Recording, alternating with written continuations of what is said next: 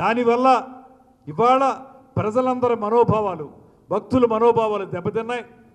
వారికి ఏ రకమైనటువంటి నమ్మకాలు లేవు. ఏదోటి గొడవ చేయటం, గలాట చేయటం, భగవంతుణ్ణి కించపరచడం లాంటి కార్యక్రమాలు చేయమనేటువంటి ప్రోత్సాహం కేవలం జగన్మోహన్ రెడ్డి గారి వారి సభ్యులకి ఇచ్చారనేటువంటి మాట సుస్పష్టమైపోయింది. ఇవాళకి నిన్న ఒక సంఘటన వల్ల మేము ఈ నిర్ధారణకు రావట్లేదు.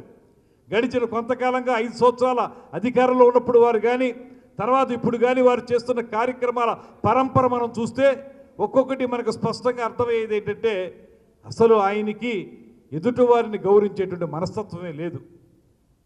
దానికి వారు బుకాయిస్తూ మేమేమి చెప్పులు వేసుకోలేదనేటువంటి మాట చెప్పడానికి తెగిపడ్డారు.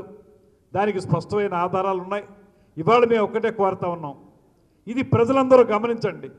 దీన్ని విస్తృత స్థాయిలో ప్రజలందరికీ తెలియచెప్పడం ద్వారా, ముఖ్యంగా పత్రికల మాధ్యమం ద్వారా ప్రజలకి తెలియచెప్పి ప్రజల్ని జాగృతం చేసి వారికి ఈ వైఎస్ఆర్ కాంగ్రెస్ పార్టీ అనేటువంటి ఒక రాజకీయ పార్టీ ఎలాంటి కుత్సితాలకి లోపడుతుంది అనేటువంటి మాటని తెలియజెప్పాలనేటువంటి మాట. ఎందువల్లంటే అంతిమంగా ప్రజాస్వామ్యంలో ప్రజలే ప్రభువులు.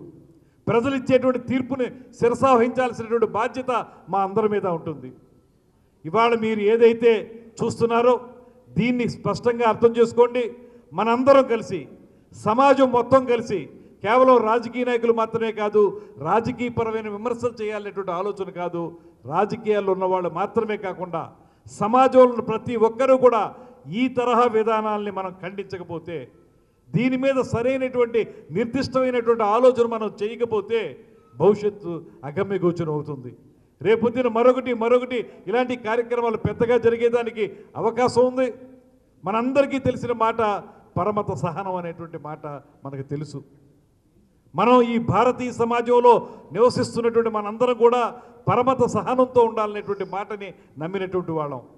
అది కోల్పోయే పరిస్థితి వస్తే ఎవరు కూడా ఉపేక్షించకూడదనేటువంటి మాటను నమ్మి నిన్న జరిగిన సంఘటన కొనసాగింపుగా ఈ వారం రోజుల పాటు ఈ కార్యక్రమాన్ని ప్రజల్లోకి తీసుకెళ్లాలని, తద్వారా ప్రజల్ని జాగృతం చేయాలని, వారి ద్వారా, ప్రజల ద్వారానే, ఎందుకంటే ప్రజలే ప్రభువులు కనుక వారి ద్వారానే ఇలాంటి దుర్మార్గాల్ని అరికెట్టేలా చేయాలనేటువంటి ఆలోచనతో 3 పార్టీల కూటమి ఒక ప్రత్యేకమైన కార్యాచరణ తీసుకుని ముందుగా మీ పత్రికా మాధ్యమం ద్వారా ప్రజలందరికీ తెలియజెప్పి తర్వాత కూడా కొన్ని కార్యక్రమాలను రూపొందిస్తున్నాం. అవి చేసి మొత్తంగా ఈ తరహా విధానాలను ఎండగట్టేటువంటి కార్యక్రమంలో ప్రతి ఒక్కరూ భాగస్వాములు కావాలనేటువంటి ఆలోచనతోటి ఈ పత్రికా సమావేశాన్ని ఏర్పాటు చేసామనేటువంటి మాటను తెలియజేస్తూ మిమ్మల్ని కూడా అభ్యర్థిస్తున్నాను. నేను మీరు 4th ఎస్టేట్ సమాజంలో మీరు మీ ద్వారా, మీరు నమ్మినటువంటి అంశాల ద్వారా, మనందరం కూడా ఏ ఒక్క నమ్మకానికో కట్టుబడి ఉన్న వాళ్ళం కాదు.